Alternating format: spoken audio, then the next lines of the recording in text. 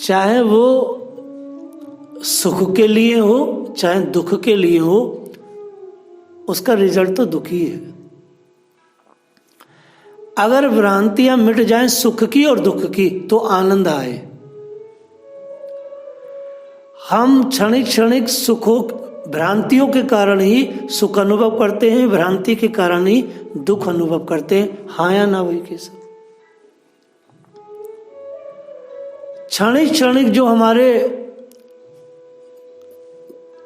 पल घटनाएं घट रही हैं उनमें सुख और दुख की भ्रांतियां हमारे मन में गड़ी हुई हैं और हम उनमें कभी दुख मानते हैं कभी सुख मानते हैं, लेकिन विंदा वो उनसे आगे जाना होता है आनंद की क्षणों में।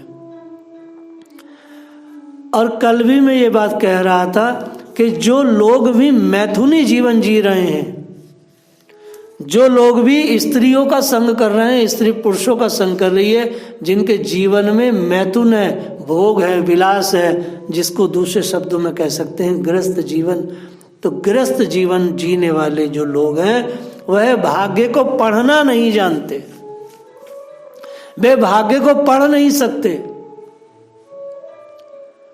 उनके पास सड़ी गली भ्रांतियां हैं, ये करने से सुख मिलेगा वो करने से दुख मिलेगा, ये इतनी सड़ी गली भ्रांतियां हैं वो आनंद के क्षण जीवन में कल्पना नहीं कर सकते।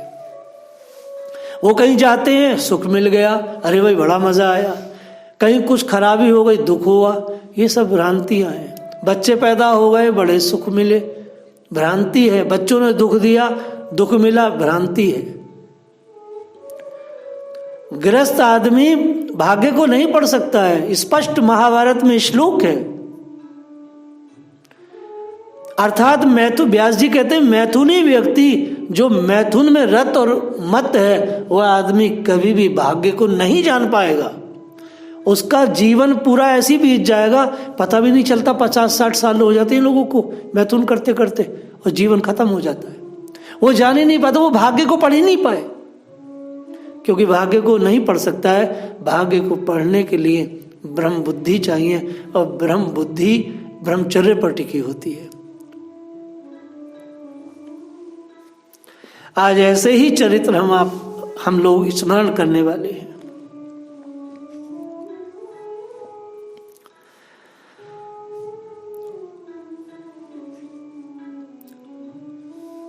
मैत्रेय जी का बहुत वर्णन आया है भागवत जी में।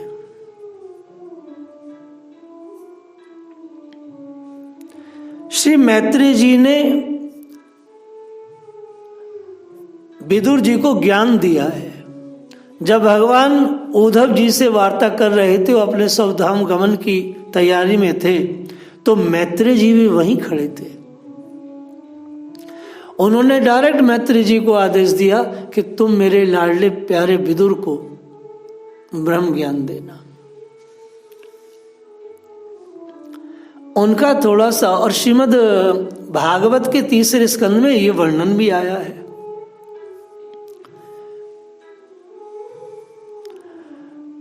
एक बार भगवान वेदव्यास कहीं जा रहे थे,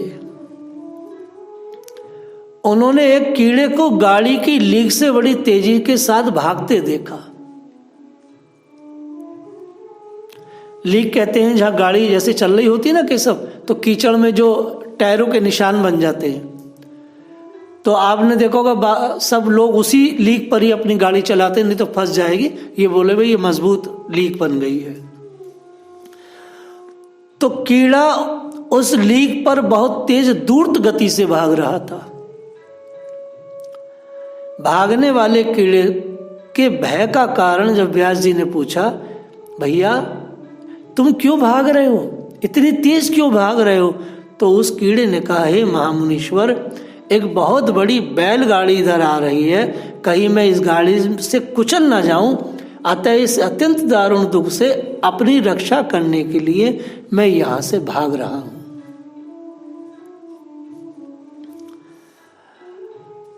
व्यास जी ने कहा, हे कीट, तुम्हें कहाँ सुख है, मेरी समय में तो तुम्हारा मर जाना ही तुम्हारे लिए सुख की बात होगी। देखिए एक कीड़ा है, तो कीड़े से व्यास जी कह रहे हैं क्योंकि व्यास जी मनुष्य शरीर में है, वो सोचेंगे ये क्या सुख प्राप्त कर रहा होगा, कभी भी मर सकता है। तुम मर जाओगे तो ठीक रहेगा। अरे भैया तुम्हें इस कीट की शरीर में क्या सुख है? कीट ने कहा, हे महाप्रज्ञ, जीव सभी योनियों में सुख का अनुभव करते हैं, यही तो भ्रांतियां हैं। मुझे भी इस योनि में बहुत सुख मिलता है, यही सोच समझकर मैं जीना चाहता हूं महामुनि। दूसरी बात यह है कि इस कुत्सित कीट योनि से भी अधम लाखों योनियां और हैं अभी। माने ये जो मेरा कीट का शरीर है छोटा सा, इससे भी और अभी लाखों योनियां नीचे हैं महाराज। मुझे ये भय है कहीं मैं उनमें ना गिर जाऊं, तो मैं इस शरीर को बचाना चाहता हूं। और यही हम सबकी भ्रांतियां हैं। मैं कहीं मर ना जाऊं। मैंने पूर्व जन्मों में सदा वेद विरुद्ध आचरण किए हैं, केवल अपनी बूढ़ी माता की सेवा तथा एक बार अपने घर पर आए हुए ब्राह्मण अतिथि का सत्कार किया था। बस उस पुण्य से पूछिए तो यही 2 शुभ कर्म बन गए थे, जिसके फलस्वरूप मुझे पूर्व के गर्भवास, जन्म, मरण आदि के कलेश सभी स्मरण है। मैं कीट जरूर बनाऊं महाराज, मगर मुझे स्मरण है, इसलिए मैं इस कीट के शरीर को सुरक्षित रखना चाहता हूं, क्योंकि मेरी भगवत बुद्धि बनी हुई है। कीट में भी इतना भयभीत हो गया हूं कि कैसे जन्म मरण से छुटकारा हो। हमेशा इस कीट योनि में भी मैं महाराज यही सोचता रहता हूं। व्यास जी ने कहा, चूंकि इस समय तुम्हारी धर्म के प्रति महान श्रद्धा है, अतः तुम्हें अवश्य मेव प्राप्त होगा, तुम भय न करो। मैं जब तक तुम्हारे उद्धार का मार्ग प्रशस्त नहीं हो जाएगा, तब तक सभी योनियों से शीघ्र छुटकारा दिलाता रहूंगा, तुम्हें वचन देता हूं। यह है तत्वज्ञानी गुरु।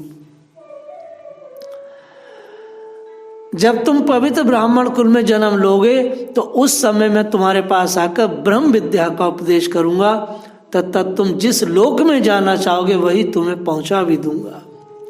व्यास जी के इस प्रकार आश्वासन देने पर कीड़ा गाड़ी के पहिए के नीचे दबकर मर गया। उस कीड़े ने स्वीकार किया, गुरुदेव आपने अगर आप कह रहे हैं तो मैं अपना देह समाप्त करता हूं। यह है गुरु शिष्य का संबंध। और उपनिषदों में इसे बहुत गाया है, बहुत गाया है। मैं अपना जीवन समाप्त करता हूं महाराज। आप कह रहे हैं ना कि जब तक तू ब्राह्मण योनि में पहुंच के ब्रह्म विद्या प्राप्त नहीं कर लेगा, तब तक मैं तेरा पीछा करूंगा। महाराज मैं अपना देह समाप्त। कीट को भी, कीट कहता महाराज हर व्यक्ति को, चाहे वो सुअर हो, कुत्ता हो, कोई हो, उससे सुख और दुख की पूरी भ्रांतियां रहती हैं। गृहस्थ व्यक्ति अपने भाग्य को पढ़ नहीं सकता, मैथुनी व्यक्ति अपने भाग्य को जान नहीं सकता। तत्वज्ञानी व्यक्ति के जब सामने हम पहुंचते हैं तो वो हमारे भाग्य को पढ़ करके हमारा उपचार करने का शुभ आरंभ करते हैं, लेकिन हम उनके उपचार को सहन नहीं कर पाते, समझ नहीं पाते।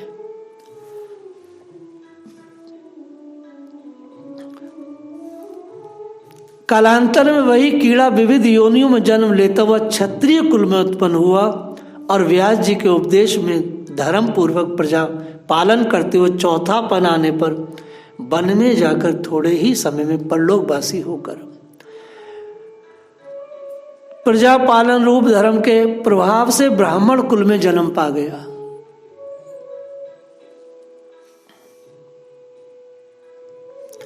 जब वह 5 वर्ष का हुआ तभी व्यास जी ने उसे सारस्वत मंत्र का उपदेश दिया।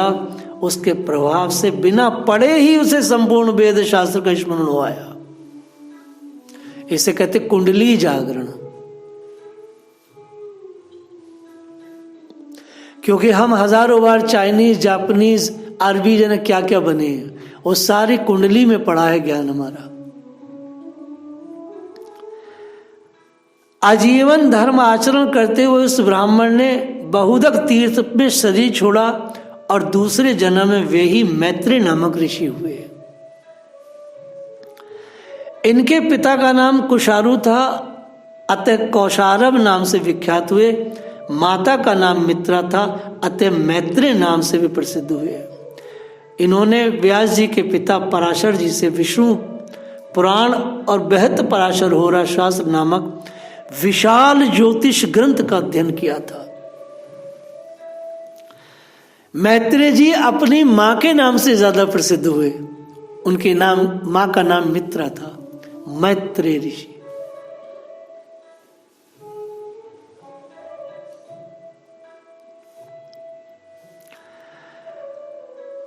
बहुत चरित्र लिखा गया है इनका।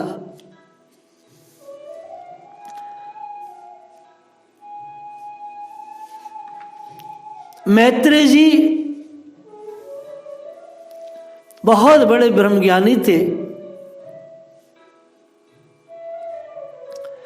श्री मैत्रेय जी आज्ञा श्रोधार्य करके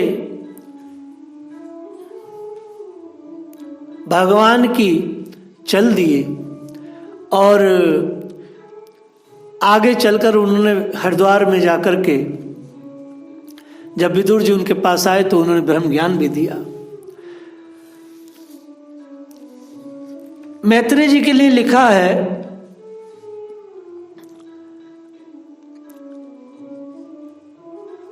कि सनकादि ने शेष जी से प्रार्थना किया, आपने भगवान नारायण से जो भागवत रहस्य श्रवण किया है वह कृपा करके हम लोगों को सुनाइए।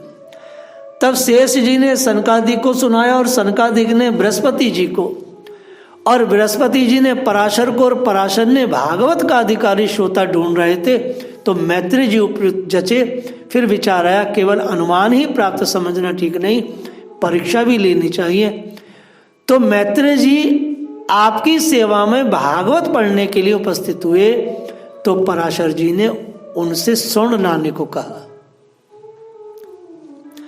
मैत्रेय जी आज्ञा श्रोधार्य करके स्वर्ण लेने गए। मार्ग में विचार करते हैं, लोग भाषा में स्वर्ण सोने को कहते हैं, परंतु सोने में कलयुग का निवास है, समस्त दोषों का भंडार है। गुरुजी इस बात को जानते हैं, अतः गुरुजी स्वर्ण धातु से अभिप्राय नहीं हो सकता, निश्चय ही परमार्थिक स्वर्ण भगवान से ही तात्पर्य होगा।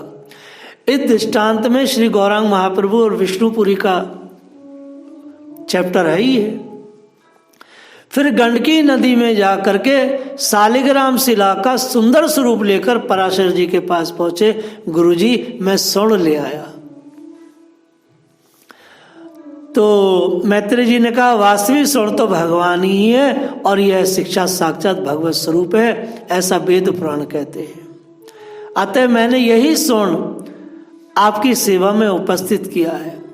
मैत्रेय जी ने अपने कथन की प्रमाणिकता के लिए पुनः कहा, जो सती सुवर्ण होई मुरारी, ते प्रकटे मूर्ति भुजचारी, जब मित्रासुत असमुख गायो, शिला प्रकट हरि को बपुआयो। भगवान ही स्वर्ण है, भगवान ही स्वर्ण है। पराशर जी ने मैत्रेय जी को अपने गले से लगाया और श्रीमद् भागवत पुराण को तत्व और विचार से पढ़ाया और प्रेम दिया। वही भागवत ग्रंथ उन्होंने विदुर जी को कहा है। ऐसे मैत्रेय जी बड़े बहुत ही तत्वज्ञानी हुए। उनकी सानिध्य में जो भी आया उसको उन्होंने भक्ति से, भाव से भर दिया। विदुर जी ने बहुत संताप झेला था कौरवों का, इसलिए बहुत ही प्रतापी गुरु चाहिए था उन्हें। इसलिए भगवान ने मैत्रेय जी को चुना, क्योंकि मैत्रेय जी ने पराशर जी से लिया था और पराशर ने बृहस्पति से लिया था, बृहस्पति ने सनकादि से लिया था और सनकादि ने विष्णु भगवान से लिया था। इस तरह से परंपरा से प्राप्त ये लोग थे, तभी इनको भागवत का तत्व मिल पाया। तो भ्रांतियां जो हमारी हैं मन गणन, जैसे उस कीड़े की थी, भ्रांतियां हमारी बड़ी झूठी हैं। कभी सुख की भ्रांति है, कभी दुख की भ्रांति है। और मैथुनी व्यक्ति कभी भाग्य को नहीं पढ़ सकता, ना ही सटीक निर्णय ले सकता है। सटीक निर्णय नहीं ले सकता।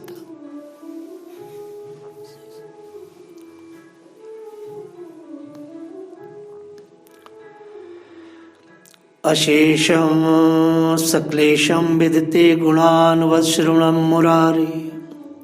श्री कृष्ण के गुणों का वर्णन एवं श्रवण अशेष दुख राशि को शांत कर देता है। ये बात लिखी है, लेकिन खाली गुणों को सुनने से दुख नष्ट नहीं होता जब तक उन गुणों को धारण न किया जाए। भगवान के गुणानुवाद को सुनकर के दुख समाप्त नहीं हो सकता है पूरी तरह। कैसे? जैसे एंटीबायोटिक खाते ही तो दर्द खत्म हो जाता, फिर आ जाता है। जब तक उस महा औषधि का लगातार धारणा न बन जाए तब तक दुख अशेष नहीं हो सकता। वो रहता ही है, फिर अंदर वो अंदर रहता है। इसलिए ये जो भागवत है और ये जो पुराण इत्यादि है, इनकी अलंकारित जो भाषा है, इस अलंकारित भाषा में व्यक्ति क्या करने लगता है?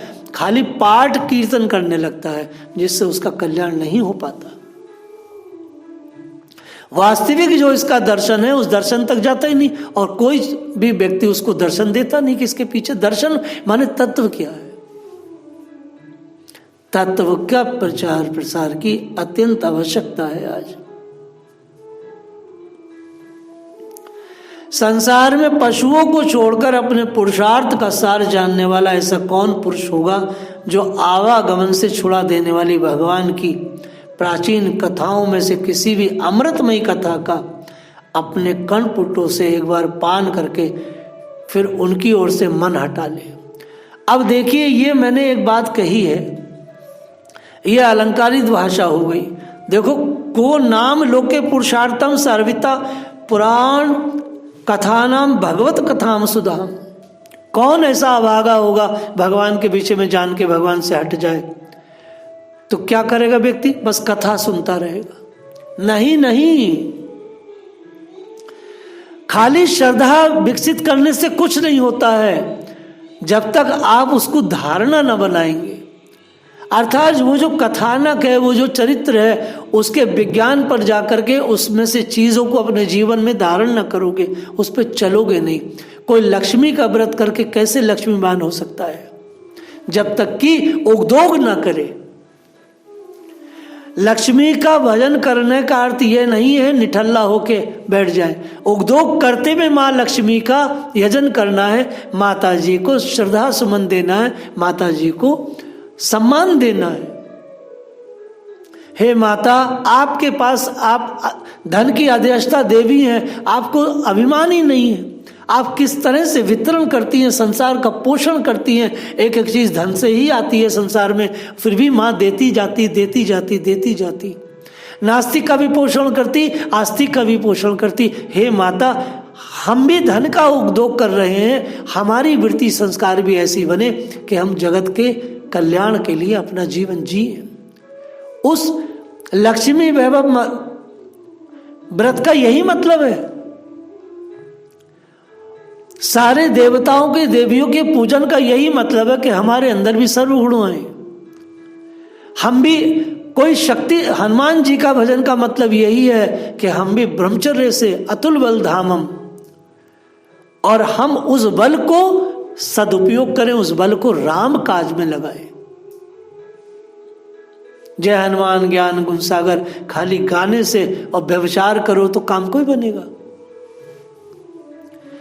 भारत के साधु 1500 सालों में दर्शन नहीं दे पाए, कथानक बहुत दिया, कीर्तन खूब दिया, साधन दिया, भारतीय दर्शन नहीं दे पाए। अध्यात्म का यदि दर्शन देते और अभी भी दे दें तो भारत में 100 करोड़ हिंदुओं का कल्याण नहीं बल्कि 7.5 अरब मनुष्यों का कल्याण हो जाएगा। क्योंकि भारत में जन्मा हर व्यक्ति ही गुरु पद पर ही है। यहाँ की मिट्टी एक अलग सुगंध के साथ है, यहाँ का शरीर एकदम अलग है।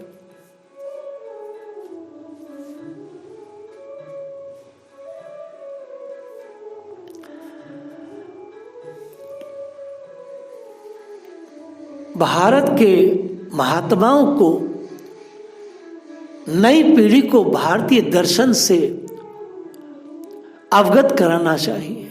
जय श्री राधे।